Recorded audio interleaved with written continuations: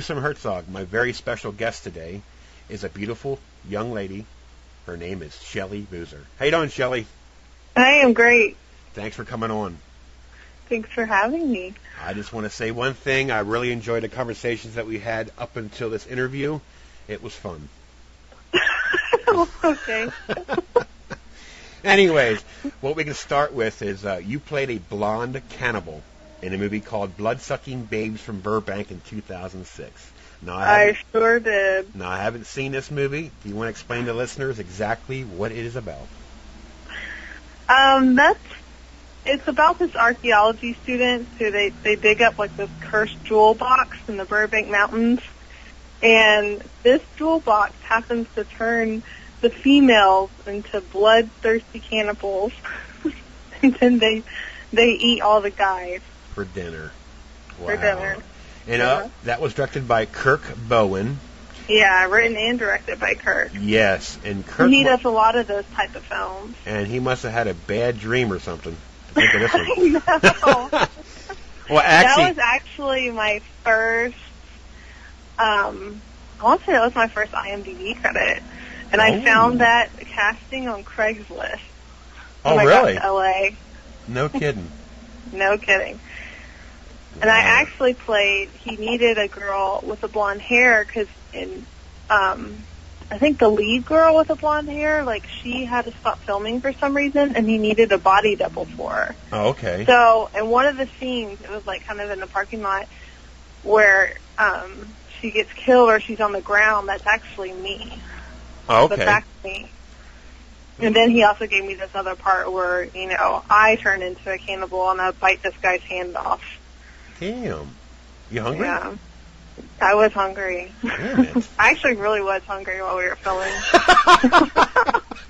And we filmed it, like, outside this hamburger joint, so I could smell it, Oh, my. That sucks. You know that? You smell that hamburger? Torture. Oh. But you decided you decided to bite a hand instead, huh? Yep. Damn, bad choice. Well, the jewels turned me into a cannibal, so... Oh, yeah, that's very true. Yeah. Very true. Actually, that hand tasted better than the burger. To my character. Yeah, to your character. Are you trying to tell us something? Yeah. Uh-oh. That California air didn't get to you when you left Texas, did it? It did. Oh, it shit. Did. Damn. I'm glad you moved back. California changes people. I'm glad you moved back. Yeah. It took about 4 years, and then I was like, ooh, who am I? I'll be getting bit off hands sent to me in the mail. Yeah. All right. No, it was fun. That's cool. Is it available on DVD? Do you know? I don't see a listing. I don't know if it's on DVD. I know it's on Netflix. Okay. So it should still be on there. It should be. Okay, I'll check it out. Now, as you know, this is a horror podcast, but I do tend to do thrillers. And there's one here called Resurrection Mary in 2007. It's a thriller, directed by Sean Michael Byer, and written by Sean Michael Byer and Ryan Lamster. Now, do you want to tell listeners exactly what this is about? That's about a young guy who he's like driving down the road one night by a cemetery, and accidentally, he almost hits this young woman, and he, of course, gets out and offers her a ride home. Oh. And there's like a mutual attraction, so they start kind of seeing each other. But once she enters his life, like, all his friends start being brutally murdered, like, one by one. And everyone blames it on Jeff because he's been to jail before. He's gotten in some trouble. Okay. So that's like the whole thing of the story. Now that would be that one was fun. That would be Kevin G. Schmidt, correct? Yeah, Jeff Price. Okay. Him. You know what? Yeah. I think I have this movie. I might watch it tonight. Do you? It's good. I'm gonna check it out. It's good. You know I what? actually played. I'm sorry. Go ahead. I was gonna say on my credit is listed as undercover cop. Yes. But really, that's a fancy word for hooker. Damn. But undercover cop. Yeah. Sally Curtin was also in that film. Yep. And she's done a ton of stuff. And she was like, she met me and she was like, so what are you playing, honey? And I was like, oh, I'm playing a hooker. And she was like, oh, honey, I've played more hookers in my lifetime than I can count. Oh, God like, bless her. Oh, yeah, God. that's cool. And that was fun. Robert Stack, was it actually Robert Stack or was it actually archive? I mean, it says archive footage, but I don't remember when he died. Was that just I'm archive? not sure. I can't remember when he passed away. Okay, I'm getting off track here. Excuse me. Now, the next one that I find very interesting as well, it's a thriller. It's called Toxic in 2008. Now, yes. I'm going to try and pronounce this director's name. I think it's Alan Poe. Pio. Yeah. And now this has a rapper in it, I noticed. Oh, you know what? Let me mention some of the people that's in this. This is amazing. You have Danny Trio. Yep. No, Tom Sizemore. Yep. No, seriously, no. Dominic Swain, too, for that matter. Dominic Swain and Master P. And Master P was so fun to work with. Was he? He's a jokester. Yeah. Oh, my God. That's cool. Yeah. And that one actually came on as a background, and they upgraded me on set. Okay. And I had never played a bartender. I mean, I've never bartended before, and they made me a bartender. And so I was like, like the very first take, I was shaking a drink, and like I handed Dominique Swain her martini and spilled it everywhere. Oh. It was so embarrassing. But luckily, none of it got on her. And they kept me. Like, they didn't fire me as a bartender, so. Oh. Hey, you know what? It's being a bartender, a lot of people think that shit's easy, and it's not. I mean, It's not. You got to have balance, and you got to know the drinks and what to put in them and all that. I mean, I have a friend that's a bartender. I said, how the hell do you... I guess after years of doing it, I guess it's easy, but, man, going real fast and... Yeah. Okay. Well, you know it's hard because when you go some places, you get good drinks, and other places, when you get a bad drink, like they don't know what they're doing. But it's because it's hard to remember all that stuff. It is. It's just like I can imagine doing it in like a loud bar where there's like sardine cans around the bar. Really. Like, how do you do that? I can't even hear when I'm in one of those places. Now, I know that's it. I used to work at Red Lobster. We're talking back when I was a teenager. I worked at Red Lobster, and wow, that's quite an experience. I can imagine. Needless to say, I don't do it no more. Thank God. Yeah. All right. I've been there forever. The next movie is another thriller, Missing Audrey in 2010. Now, as far as I know, this is released or I don't really know a lot about that one. I know that at one point Lionsgate was looking at it. Okay. And but my good friend, like I worked with him a lot. They call him Gil, but Claveria and his wife Alicia wrote that, and they do a lot of stuff out there in LA. Like they just hosted like the 4th annual Mock Fest. Okay. Which got a lot of attention, but he teaches film. All right. So. He writes a lot of good stuff, but this one, I guess it's not true, but he gets, he has a daughter that,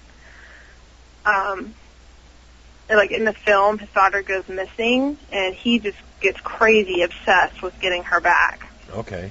He does all this, like, crazy stuff, and he had tried forever to get me, in the film, and it just didn't keep working out, so at the very end, after he had filmed, like, a lot of it, he brought me in, and it's like this torture chamber.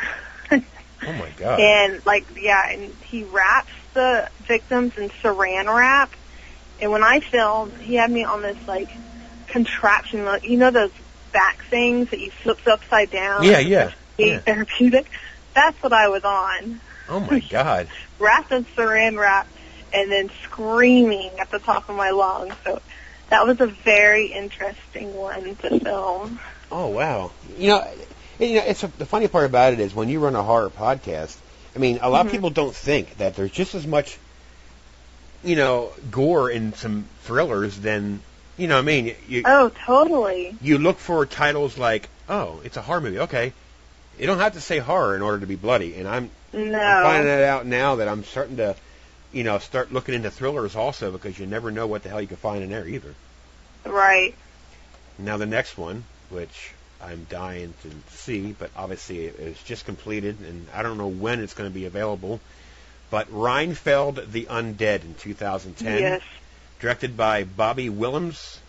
And the Bob writer, Williams. Yep, yes. And the writers are Phil Nichols, and the screenplay by Phil Nichols. Yes. And it stars the lovely Denise Williams, Julian, Roxy Vandiver, and of course my girl Shelley Boozer. Yep. Now, what exactly is this movie about? Oh. This movie is actually the world's first comic book Dracula movie. Okay. And so it's really cool. It's kind of like Buffy meets Blade. You kind of them all up. You come out with Renfield the Undead. Mm-hmm. But it's like a sequel, but like an original story to the Bram Stoker's Dracula story, but it told the character of Renfield. Oh, okay. But then it's all up like with the comic book, because it's kind of like in the beginning, it's like a normal modern day, and this girl with this guy to his house, and she's looking at this comic book table, and then we enter the comic book world. Oh, that makes sense. Interesting. It's really cool how they did it. And Melissa Nichols, which is Phil's sister, she's like a one-woman art producer. She did set design, took all the photography. She's an amazing artist, and she's making comic books and comic stills she took on set. Oh, that's awesome. Now, it is awesome. Come and think about the cast. I've been in conversations with draw a blank, Scott, you dope. Paul Damon. Oh, Damon, yeah. And I've been talking to his wife. Or, yeah, I guess it's his wife, right? Yeah. Pretty much his wife. Cutest couple ever. Reem Alahulu. Mm-hmm. Dracula Bride. Yeah, she's pretty cool. And, there's a lot of names in here. I mean, if you, like myself, if you're a horror movie reviewer, and you'll start learning, like I said before, each state has their own, the own horror cruise, you know what I mean? You got a little bubble. Yeah, you got the Reinfeld Undead, you had Spirit Camp. All you got to do is just look up Julian, look up Roxy, look up, Shelley Boozer, look up Denise Williamson, and they're all, you'll find them all you'll find all the good horrors and slashers and etc. Yeah. Yeah. Now, have you... These are kind of incestuous Yes. with their cast. Yep, especially in Houston, right? Yeah. Yep. I love it. I love my Houston films. That's awesome. They're just all so supportive of each other, and it's amazing.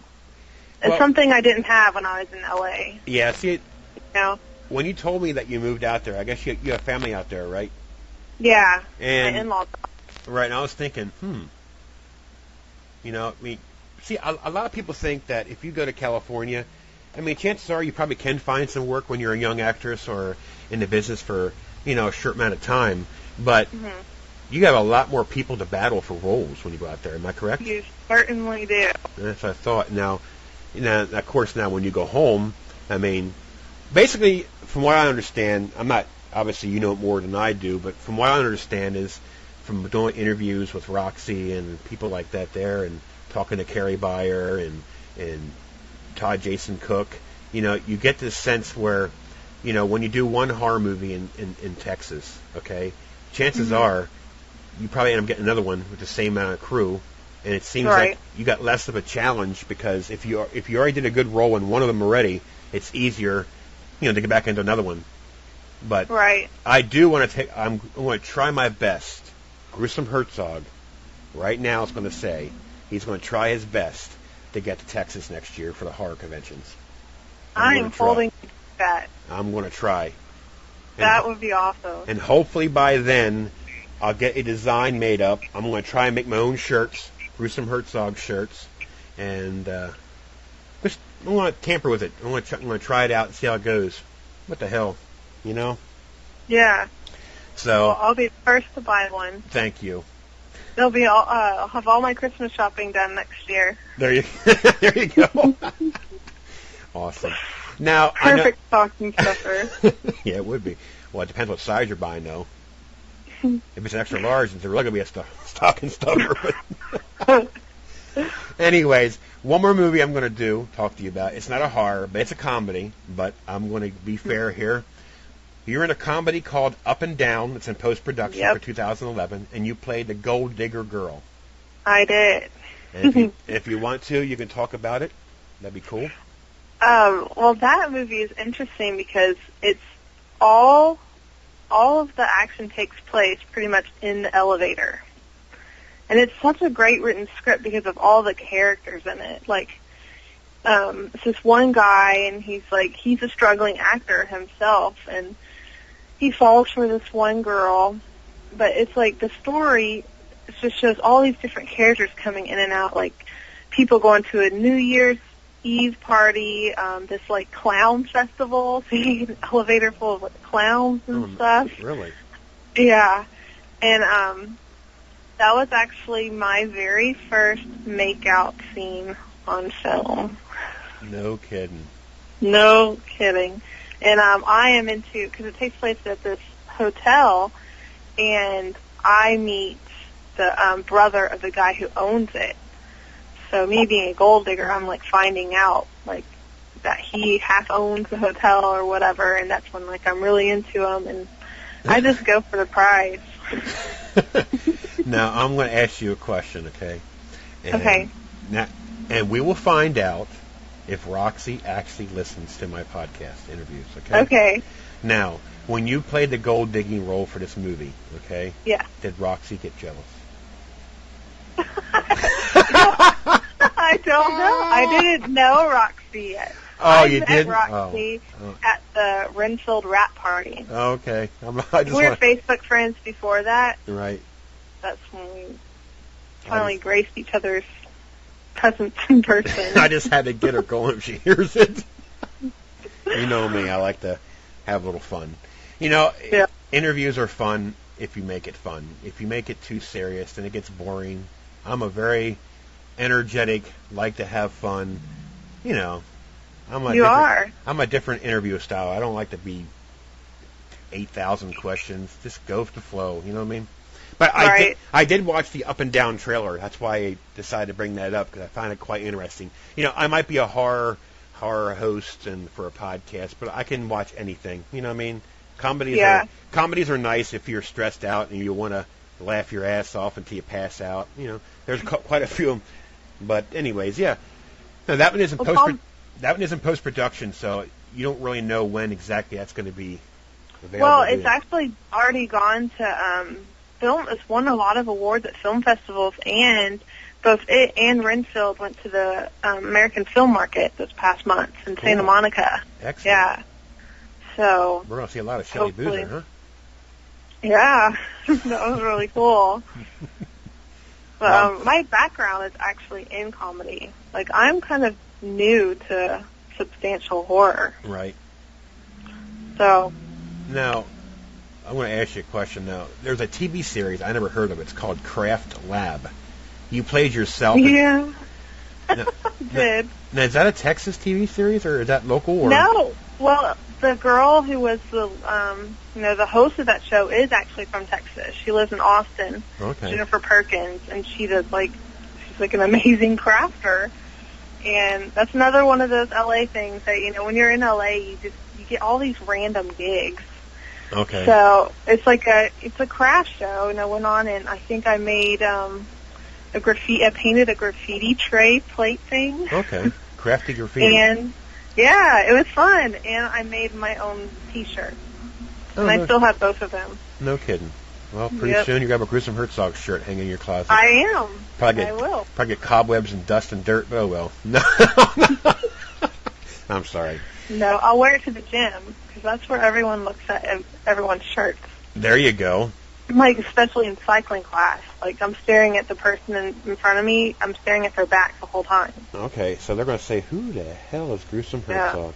So when you have your shirts made, make sure the back has the stuff. Hold on a minute.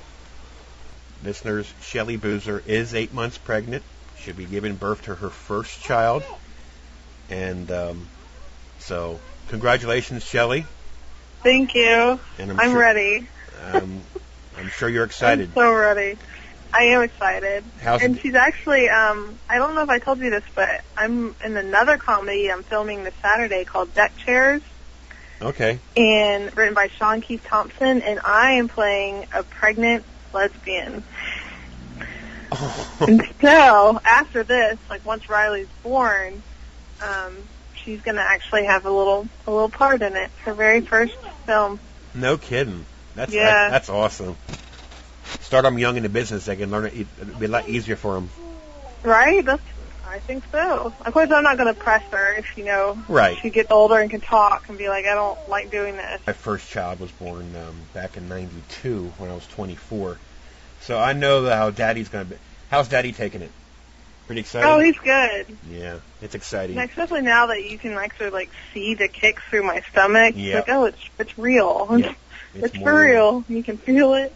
And I can guarantee you right now. That's kind of like a horror feeling. It's kind of creepy. Well, I can tell you something right now. You can tell them from me. It's really real when time comes for birth, and he gets a chance to cut the cord. That is that is the most thrill for any father to do.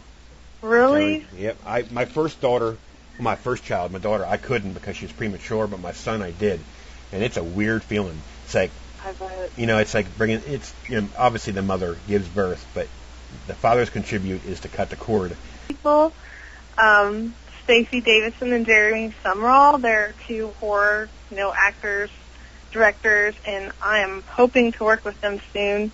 And then Larry Carroll and Sam Rivas and Hector Luna are also my shout-outs of the interview. Sweet. You mentioned Hector Luna. Yes, he is the man in Houston. He does so much for our film industry. And I will be damn sure that we send you something for being a mommy for the first time. Well, thank you so much. No problem. And I'm supposed to get some lobby cards from Renfield, so I'll send you one of those. Okay. Uncle Gruesome Hertzogg, okay? Okay. Or Uncle Scott, whatever. Oh, whatever. All right, thank you, dear. You are the greatest. Thank you. Take care, and I'll give you a call